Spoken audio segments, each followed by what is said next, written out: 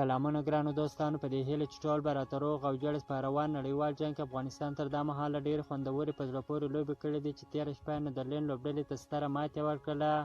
افغانستان په دغه نړیوال جنګ کې انګلینډ، پاکستان، سریلانکا، نیدرلینډ لوبډلو سترو لوبډلو ته سترې ماتې ورکړې. هندوستان لوبډلې سیمي فاینل ته لاره پیدا کړې ده چې 7 لوبې کړې دي، 7 سره یې ګټلې دي، 14 پوینټه لري.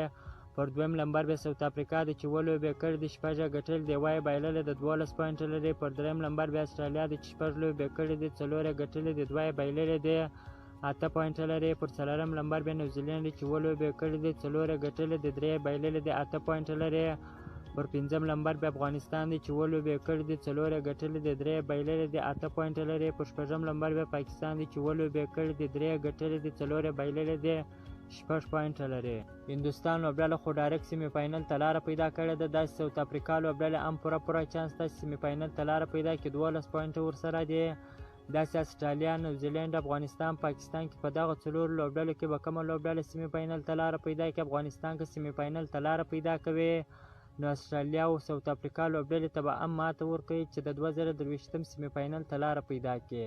نن هم په نړیوال جنګ کې 2 ډېرې خوندورې په زړه پورې لوبې ترسره کېږي چې انګلینډ او استرالیا لوبډلې سره مخ کېږي او داسې پاکستان او نیوزیلینډ لوبډلې سره مخ کېږي. په نن لوبه کې انګلینډ استرالیا ته باید په ستر توپیر ماته ورکړي، پاکستان به نیوزیلینډ ته په کم توپیر ماته ورکړي. د افغانستان د سیمي فاینل چانس به نور هم زیات شي.